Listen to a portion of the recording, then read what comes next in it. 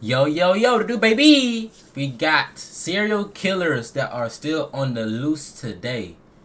Now, I know a few serial killers in my life that are still out there. You know, I ain't gonna lie. I know some. They go to my school. But I ain't saying no names though. I ain't saying no names. Vending machine kill. killer. Hold on. Oh, my audio. Hold on. Oh.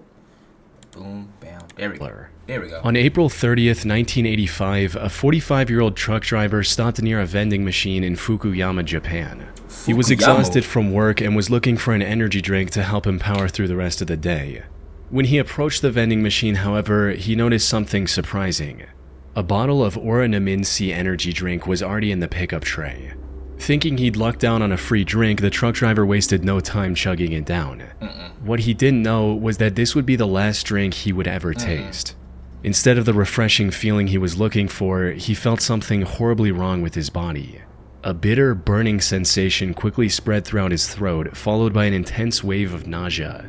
It wasn't long before he was lying on the road in excruciating pain. He was rushed to a nearby hospital where doctors discovered a lethal amount of paraquat dichloride in his system. What is that? Paraquat himbraside. H3C minus N plus. What? Hey man, I don't know, bro. Scientists, y'all a different kind of smart, because all these letters and numbers, like, just combining stuff, making these octagon shapes. Like, how you even? Hey, I don't know, bro. Paraquat is an herbicide that was quite common in Japan. And then the names y'all come up with these stuff, like Hermbanabitama, like, it sounds gibberish. Like, it don't sound gibberish. It just sound, whoa, like an alien language. What if science is like the alien's mouth? Oh, hold on now. I ain't gonna say too much because, like, they listening, but think about it though. Just think about it. Think about it. More importantly, it's also highly toxic to humans. When ingested, it can lead to severe nausea, throat inflammation, internal chemical burns, and eventually death. This is also why it's been banned completely from over 70 countries to date. Unfortunately, despite knowing the reason for his illness, there was nothing the doctors could do to save his life. There's no antidote for the deadly chemical today, let alone back then. So, after hanging on to his life for a month, the truck driver passed away on the 30th of May, 1985. At first, investigators assumed that given the nature of his work, he might have accidentally encountered the toxic substance while on duty. However, after reviewing his haul records, they found no trace of this herbicide or anything remotely linked to it. This left them with only one conclusion: the chemical was mixed into the drink he consumed just moments before collapsing in agony. But with no leads or concrete evidence, they couldn't determine whether it was a murder or self-inflicted act, resulting in the case getting shelved for the time being. Now, while this might sound absurd today, you have to understand that paraquat was readily available in the country at the time. You didn't need any prescription or identification to purchase the chemical, leading to over 1,400 people using it as the poison of their choice in 1984 alone. In other words, the possibility of it being self-inflicted was just as high. However, just as the investigators were about to give up on this case completely, they received tragic news. Another person had fallen victim to the same poison after consuming Oranaminsi on the 5th of September. Oh, we gotta add one, man. It is all out, guys, man. It is all out in 5, 4, 3, 2, and a 1. Then another 6 days later, and one more 2 weeks after that. By this point, it was clear that someone was deliberately poisoning vending machine drinks across Japan. This was the work of a deranged serial killer. Unfortunately, this supposed killer was also extremely thorough. Hold on. First off, this chemical should not even be legal. Why is it even legal knowing what it causes? It causes death, nausea, pain, death again. Like, bro, this should not be legal. Leave any fingerprint or DNA evidence on the drinks he tampered with, and only targeted vending machines with no CCTV cameras nearby. As for why his victims willingly drank the unknowingly poisoned drinks he left behind, that had to do with the buy one get one free promotion Oranaminsi was running around the time to entice younger consumers. However, since some people only wanted the one drink, they often left the second free drink near the vending machine as a gift for the next person. This was common enough that people didn't find the laced drinks suspicious and drank them without a second thought. Sadly, this method was terribly effective. By the end of the year, this mysterious vending machine killer had claimed the lives of 12 victims and had severely injured 35 more. Dang. But as I mentioned earlier, this killer was a master of hiding his tracks. He operated all across western and central Japan, as well as Tokyo, making it near impossible for investigators to pinpoint his location. The lack of evidence also made it difficult to figure out his motive. Some speculated that he was doing all this to extort money from Otsuka Pharmaceutical, the company that made Orinamincy. This is because in 1984, a group called the Mystery Men with 21 Faces threatened to poison food products unless the companies paid them money. The who? So some The believed Mystery that the Men with vending no- machine 21 killer was a what? copycat and wanted something similar. However, this theory didn't last very long because Otsuka Pharmaceutical didn't receive any demands or extortion letters from the perpetrator. Additionally, the killer also began using other drinks, like the drink Real Gold and even Coca-Cola. Hiroaki Iwao, a Tokyo professor of criminal sociology, proposed a more disturbing theory regarding the killer's motives. He stated, "It is not uncommon for Japanese who live under tremendous pressure, both on the job and in overcrowded communities, to let out their frustrations by hurting someone else. The person responsible may even wait around to see who buys the poisoned drink. He or she may find this is a kind of exhilarating release from the tensions of life in Japan." So like it's okay just to get mad and kill someone. Like, it is not uncommon for people who live under tremendous pressure to let out their anger by hurting someone else. Y'all promoting this? This should not be uncommon. This shouldn't wait, uncommon. It is not. Oh yeah, it's so that means it's not. It's common because it says it's not uncommon. Y'all know what I'm trying to say. Y'all know what I'm trying to say. This should not be a normal thing going on. Like, if I was president of the Japan. But even if this was the truth, it still didn't bring investigators any closer to catching the suspect. Left with no other options, the authorities turned to the public and launched a nationwide campaign on the 27th of September. They placed signs and distributed leaflets telling people to avoid suspicious free drinks and to properly inspect the cap seals on their beverages before consumption. They also instructed vending machine owners to investigate their stock for any anomalies and told chemical shops to monitor their customers more closely. It's unclear how effective this campaign was, as the number of victims kept increasing even after its launch. But then something unexpected happened. On the 17th of November, the murder spree stopped completely after the death of a 17-year-old girl. She was the only female to have died from the poisoning. It's possible that the person who committed these atrocities had a moral code against harming women, though that's nothing more than a baseless speculation. Due to the complete lack of evidence, the vending machine killer was never identified, cementing this case as one of the most chilling, unsolved mysteries in Japanese history. Nah, all for real, bro, about this case, ain't gonna lie. It had been that girl. It had to been. Cause why all of a sudden when she dies, it's just stopped. Every killing just stopped. I don't think a killer. I mean, if you're an actual killer, you do have like certain codes, like, oh, you don't do this or that. But I don't know. I feel like it was a girl. It had to been, bro. Like, it had to been. Little Rock serial stabber.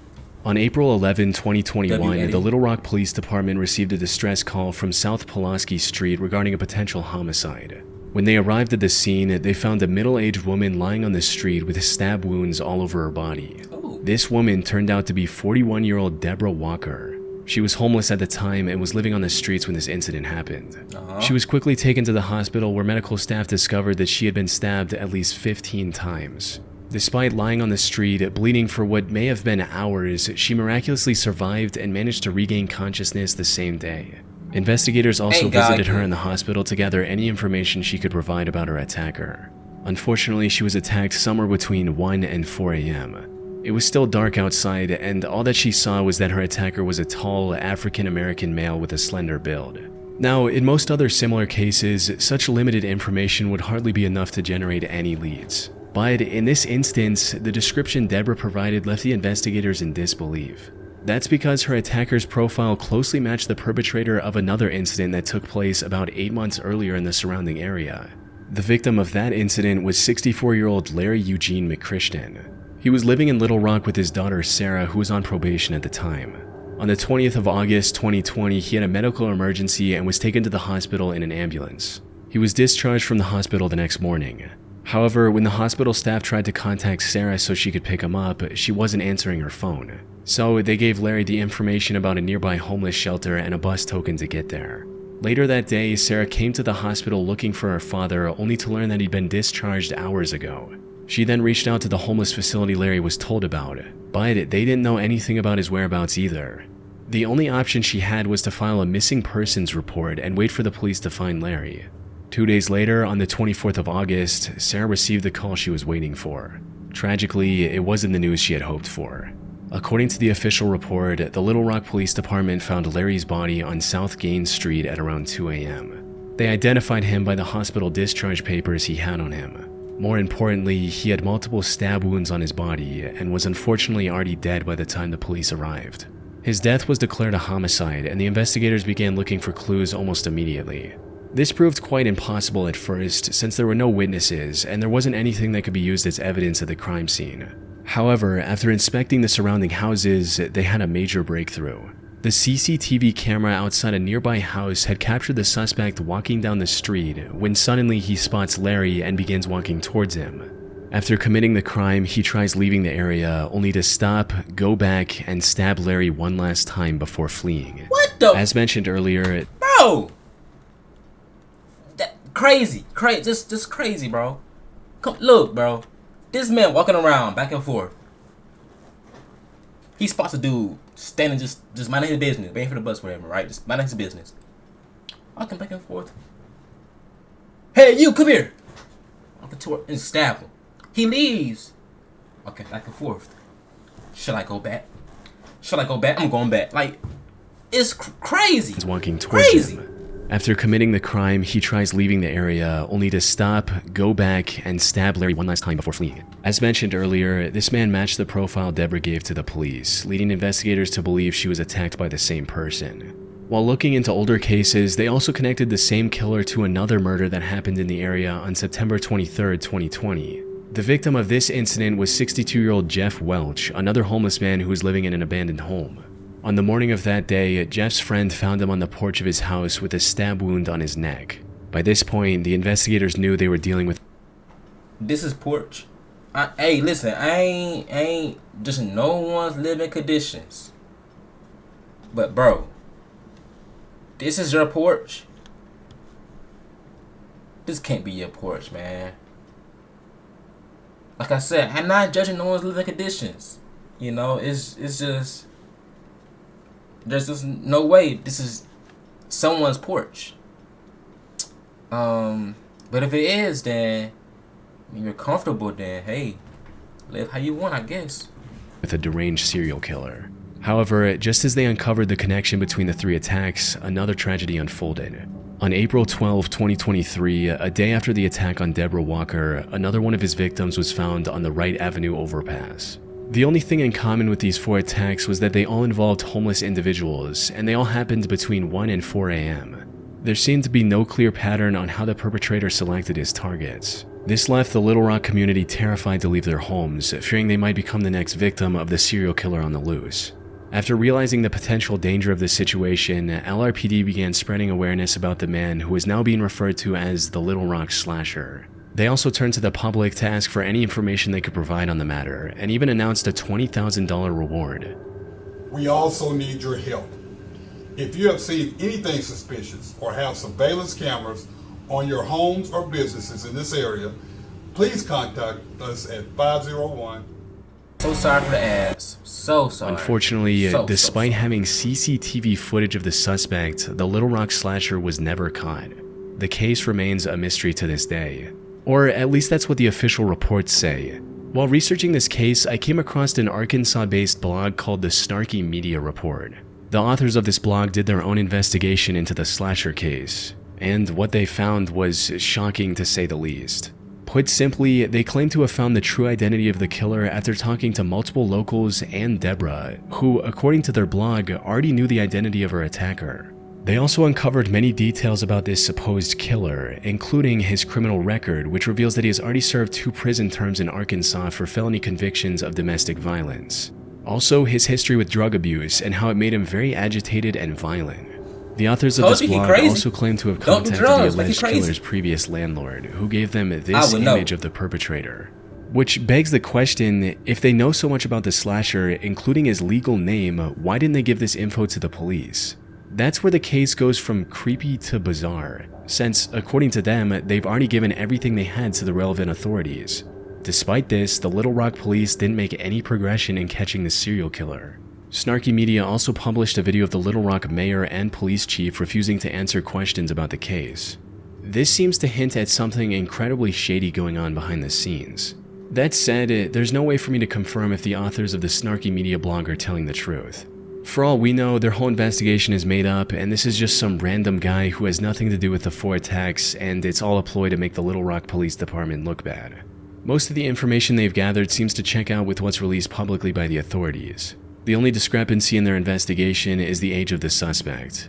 Officials believe the slasher to be young, possibly in his 20s, but the authors of this blog state that the person they found was 46 years old. Unfortunately, 46. this is where the leads end. Whether Snarky Media is telling the truth or not remains uncertain. What is certain, however, is that the case remains unsolved to this day. The Little Rock slasher is likely still out there and can continue his murder spree at any moment. Bro. Thanks to Trade Coffee for sponsoring this video. Like my own equipment at Pay Hoodie your bills, Coffee. man. Pay your bills. Match me with actually really good Alright, food. bro. Oh, nice sweetness. Alright. Subscribe Yep. /chill. Oh On no, no, February no, no, no, no, no, no, no, no, no! I don't know why, but that's how it just scared me for some. It scared me. It like, you know what I'm saying? Like smiley face killer. Oh, bro. Oh heck. 1997, Oh, heck no. 21-year-old Patrick McNeil went out with his friends. He spent the evening out drinking with his friends in the Dapper Dog Bar in Manhattan.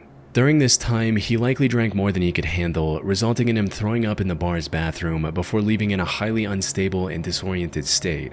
Patrick was then seen turning left onto 90th Street, heading in the direction of the East River. This was the last time anyone would see Patrick alive.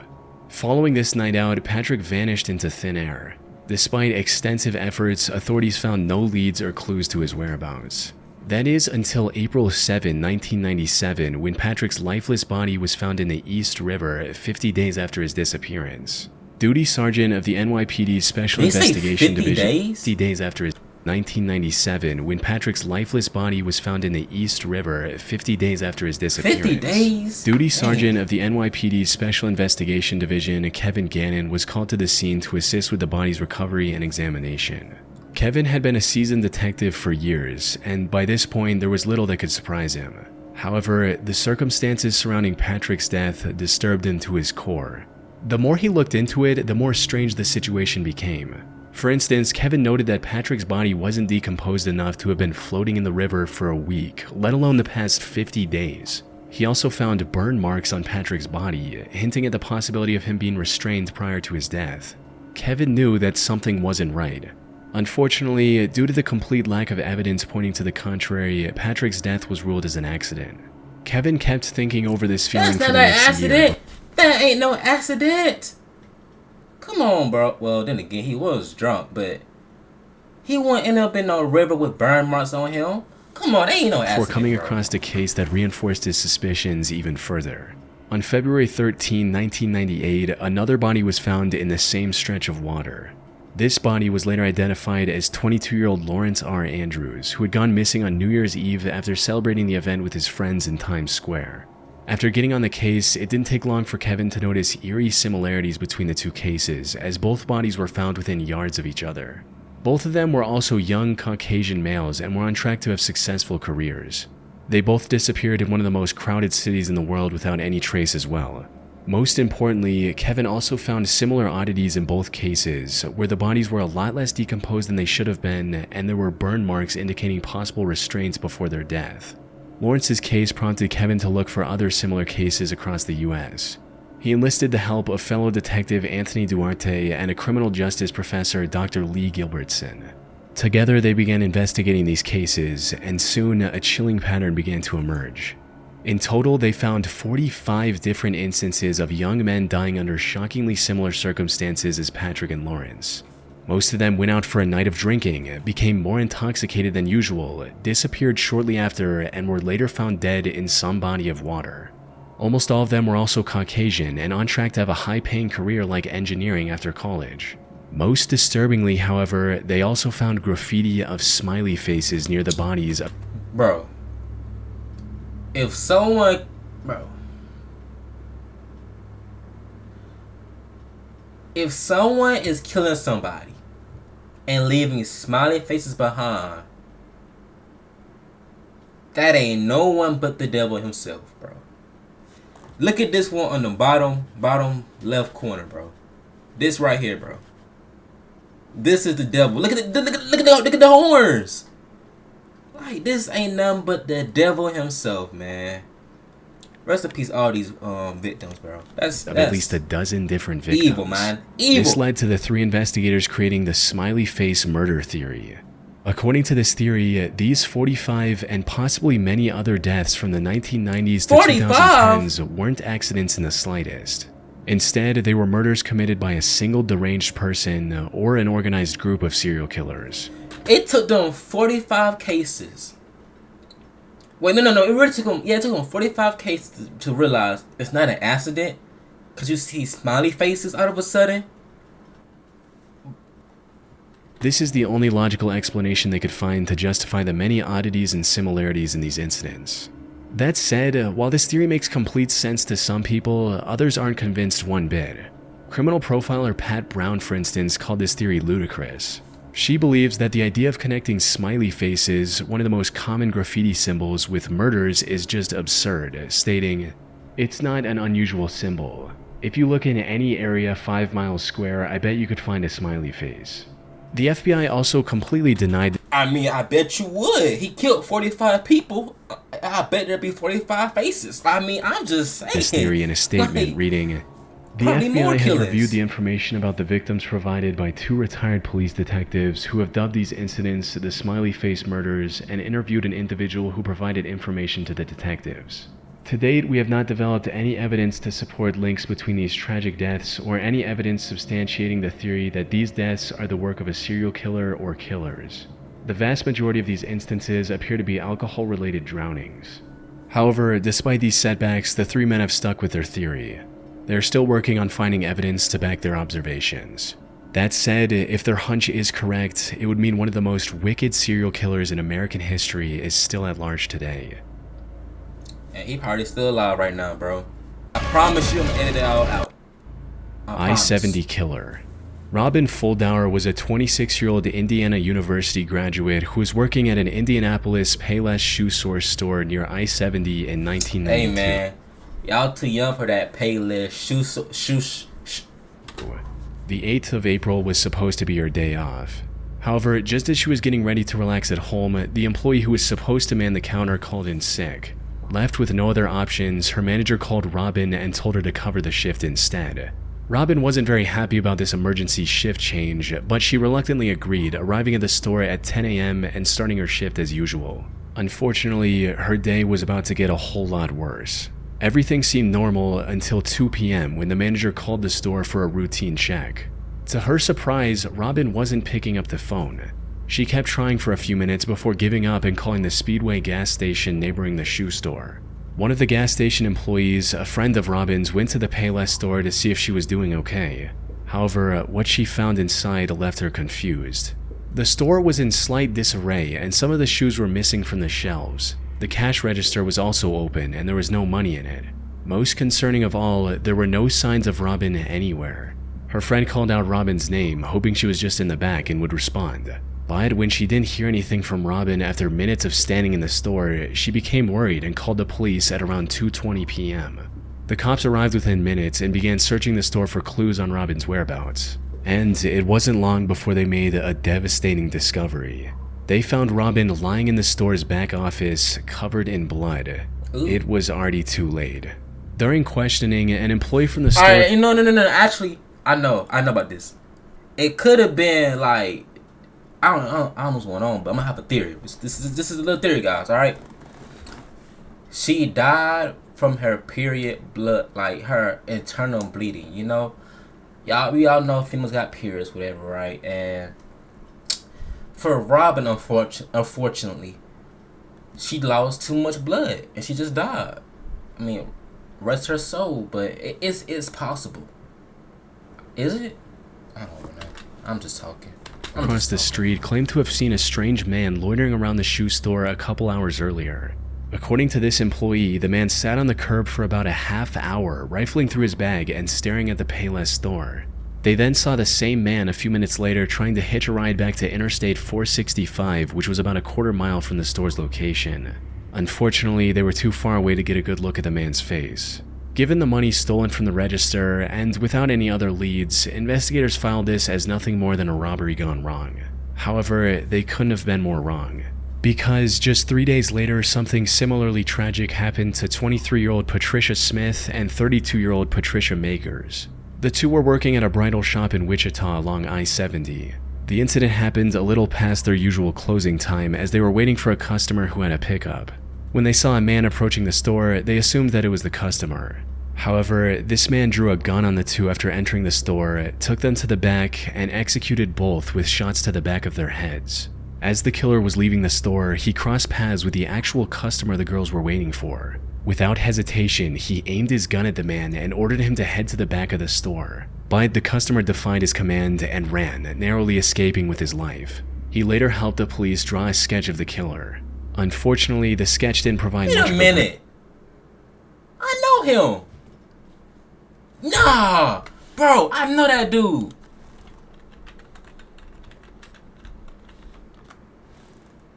Bro, that's Jared Goff.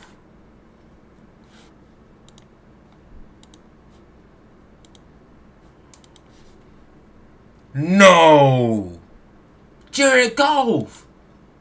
You did it, bro. I ain't even surprised, bro. I could just tell. Breakthrough. I could just tell. By this point, the authorities were certain they were dealing with a serial killer, but despite their efforts, the killer's spree continued. By May 7th, he had taken 3 more victims in small, low-traffic stores along the I-70 highway. By the time investigators managed to compile a few more sketches, the I-70 killer stopped his quest and went into hiding. That is until 1993, when he claimed 3 more victims along I-35 in Texas. He tried to hide his identity by changing his weapon, but the investigators were quick to notice the similarities. One of his victims, Vicky Webb, also managed to miraculously survive after getting shot in the neck. If he were ever caught, Vicky's testimony would have been crucial in bringing him to justice. Though, the I-70 killer was never found, and the case went cold for nearly 3 decades. However, then, in 2021, investigators released CCTV footage of a murder that happened in 2001. The suspect in this footage looks strikingly similar to the I-70 killer sketches, potentially giving authorities the lead they need to finally catch him. It's likely only a matter of time before he runs out of places to hide and is captured. But for now, he's still out there, evading police and leaving the case unresolved. We can only hope he doesn't take any more victims in the meantime. Bro, this man is not hiding. He played for the Lions. He's not hiding nowhere. He's out here in plain sight playing for the Detroit.